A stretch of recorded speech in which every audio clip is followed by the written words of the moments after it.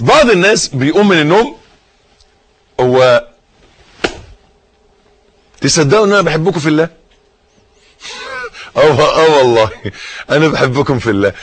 بتلاقي بعض الناس، ودي نقطة اخدها في السكة كده للناس اللي بقول له هو الصلوات 5 ولا 4؟ 5 طبعا يا عم الشيخ. امال هم عندك 4 ليه؟ لا مين اللي قال؟ دول عندي 5. لا انا مش شايفك عمرك قمت الفجر. يا نهار ابيض، ده انا بقوم الفجر كل يوم. طب انت جزاك الله خير. انا بكلم بقى الناس اللي ما بيقوموش الفجر. انتوا خليتوا الصلوات 4 ليه؟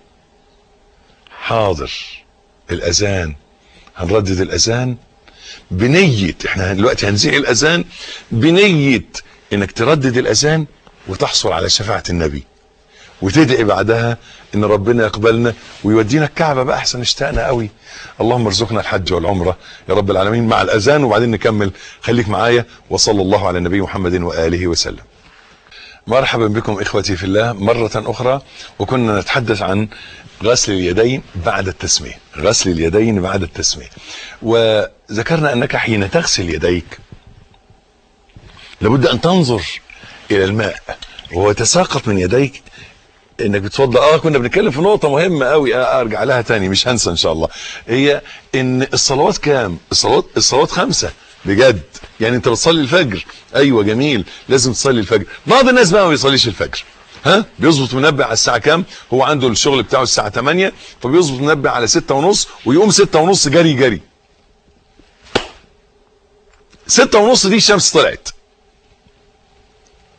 يعني صلاة الفجر انتهت، لان نهاية وقت صلاة الفجر شروق الشمس، فوقتها انتهى.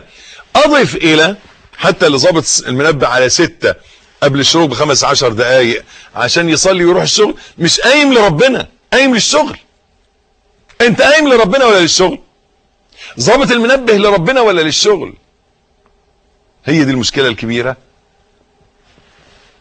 ان يبقى الشغل اهم عندك من ربنا، ان الشغل يبقى اهم عندك من الصلاة.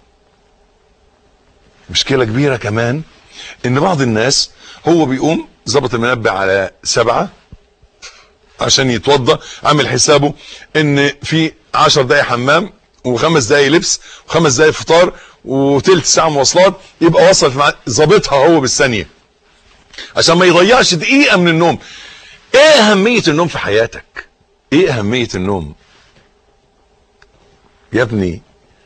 ان الله اذا بارك في القليل صار افضل من الكثير. فلو ربنا بارك لك في 2 نوم يبقوا افضل من 10 ساعات. ياما ناس بتنام 10 ساعات ويقوم جسمه مكسر وخامل وتعبان. سبحان الله العظيم.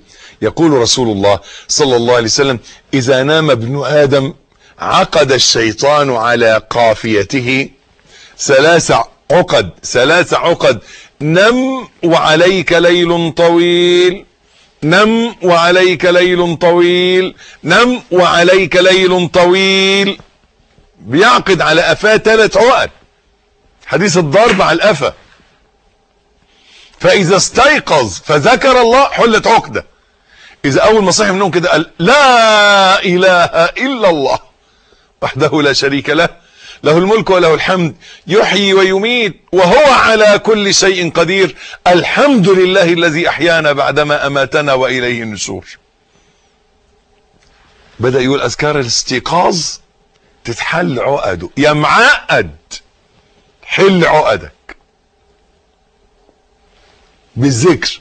فاذا توضأ حلت الثانية، فاذا صلى حلت الثالثة. خلاص كده فاصبح نشيطا نفسي. اما اذا نام فلم يصلي بال الشيطان في اذنيه. بال الشيطان في اذنيه، الشيطان يبول في ودانه، واصبح خبيث النفس كسلان. شفت انت بتصبح كسلان ليه؟ عشان ما بتصليش الصبح، عشان ما بتقوم ما بتذكرش ربنا. تلاقي بقى اللي قايم على الشغل قام جري من غير ما يفتح عينيه على الحمام،